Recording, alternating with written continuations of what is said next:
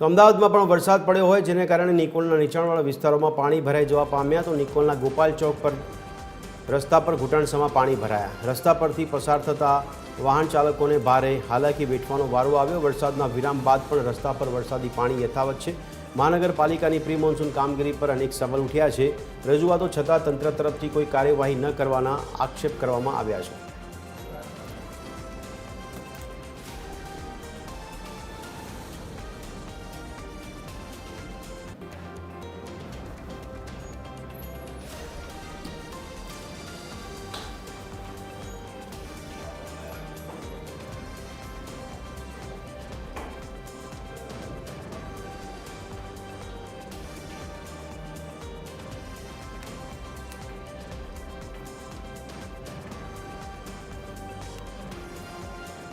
તો આજ અંગે વધુ વિગત સાથે અમારા સંવાદદાતા અભિષેક અમારી સાથે જોડાયા છે. તેમની પાસેથી માહિતી મેળવીશું.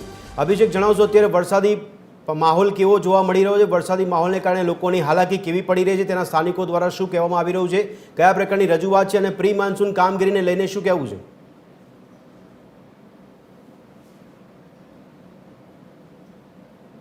રાત્રે જે પ્રકારે અમદાવાદમાં વાતાવરણમાં અચાનક જ પલટો આવ્યો હતો ને ત્યારબાદ કહી શકાય કે કડાકા ભડાકા સાથે મેઘરાજાએ જે છે તે અમદાવાદમાં આગમન કર્યું હતું અને ત્યારબાદ કહી શકાય કે જે પ્રકારે 3-4 કલાકનો વરસાદ પડ્યો હતો ત્યારબાદ શહેરના નીચાણવાળા જે વિસ્તારો જે છે ત્યાં પાણી ભરવાની સમસ્યા જે છે તે જોવા મળશે. આપ સીધા દ્રશ્યોમાં જોઈ શકો છો કે અત્યારે હાલ આ ગોપાલ ચોક નિકોલનો વિસ્તાર છે ત્યાં અત્યારે હાલ જે વાહન ચાલકો જે છે ત્યાંથી પસાર થતા સ્થાનિકો જે છે તે ભારે હાલાકીનો સામનો કરી રહ્યા હોય તે પ્રકારના દ્રશ્યો જોવા મળ્યા છે.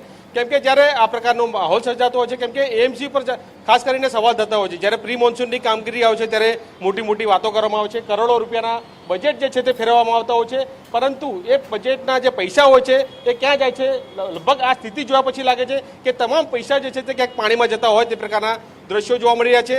અહીં ભર ઉનાળે પણ ગટરની ઉભરાવાની જે સમસ્યાઓ જે છે તે જોવા મળતી હોય છે. ત્યારે કેટલાક સ્થાનિકો અને વાહન ચાલક જે છે તે આપણી સાથે છે, આપણે તેમની સાથે પણ જાણીશું કે તેમની પાસેથી જાણીશું કે તેમને પાટો આવ્યો છે. આ સીધા મારા સહયોગીને બતાવવા માંગીશ કે આ દ્રશ્યો બતાવવા માંગે કે અહીંથી પસાર થતી વખતે કેટલી પરિસ્થિતિની કઠણ પરિસ્થિતિનો સામનો કરવો પડતો હોય છે. ત્યારે એમની સાથે આપણે વાત કરીશું. શું કહેશો અહીંની આ પરિસ્થિતિ જોઈ? ખાડા એટલા બધા છે કે અહીંથી બાઇક લઈને જતા પગ મચકોડાઈ ગયો અને આવી પરિસ્થિતિ છેલ્લા 6-8 મહિનાથી જે ભર ઉનાળા ગટરના પાણીમાં અધિકારીઓ શું કરે છે એ જ કંઈ ખ્યાલ નથી પડતો. પૈસાનો ગેરવલ્લે થાય છે. આ કોઈ ઉકેલ, કાયમી ઉકેલ તો છે જ નહીં અહીંયા.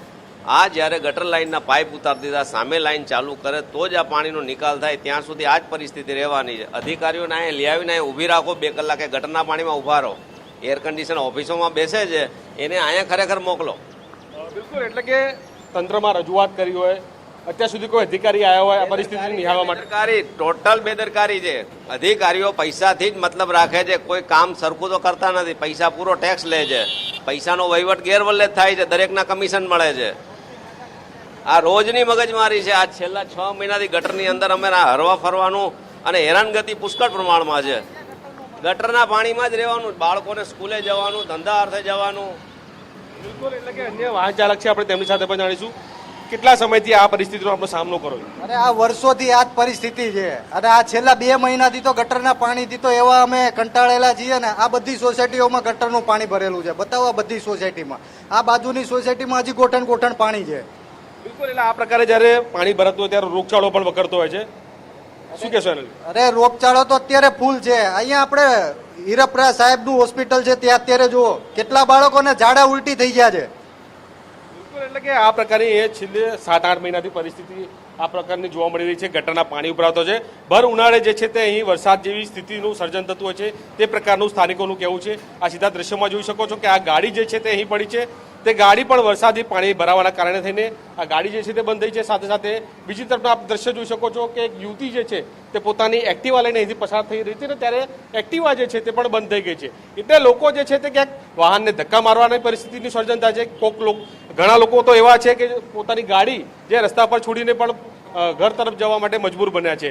એટલે ભદ્રેશ, ખરેખર આ એએમસી ઉપર એટલે કે અમદાવાદ મ્યુનિસિપલ કોર્પોરેશનને અહીં અધિકારીઓ જે એસીની ચેમ્બરમાં બેસે છે તે લોકોએ ખરેખર બહાર આવવું જોઈએ અને અહીંની જે પરિસ્થિતિ જે છે તમે સાથે જોવી જોઈએ. કેમ કે આ નાગરિકો જે છે તે લોકોના પૈસા, ટેક્સના પૈસા જે છે તે પૈસાનો વ્યય થતો હોય તે પ્રકારનું અત્યારે હાલ જોવા મળ્યું છે. કેમ કે જો નાગરિકો પાસેથી આપણે ટેક્સ લેતા હોય તો તે લોકોને સવલતો જે છે તે આપવાની જવાબદારી સરકારની બનતી હોય છે, પરંતુ સરકાર અત્યારે ઘોર નિંદ્રામાં હોય તે પ્રકારનું જોવા મળી રહ્યું છે. કેમ કે અહીં જે પ્રકારના પાણી ભરાવાના દ્રશ્યો આવે છે, બીજી તરફ દ્રશ્યો બતાવવા માંગીશ આપણે કે ચારે તરફ પાણી જોવા મળી રહ્યું છે. હવે અહીંથી નાના બાળકો પસાર થાય, વૃદ્ધો પસાર થાય તે પ્રકારે અહીં એક રિક્ષા ચાલક છે તે પણ કંઈ કહેવા માંગે છે. આપણે તેમની સાથે પણ જાણીશું કે શું કહેશો આ પરિસ્થિતિને લઈને. ઘણા વર્ષોથી અહીં પાણી ભરાવાની સમસ્યાઓ છે અને અત્યારે પાણી ભરાયું છે, શું કહેશો?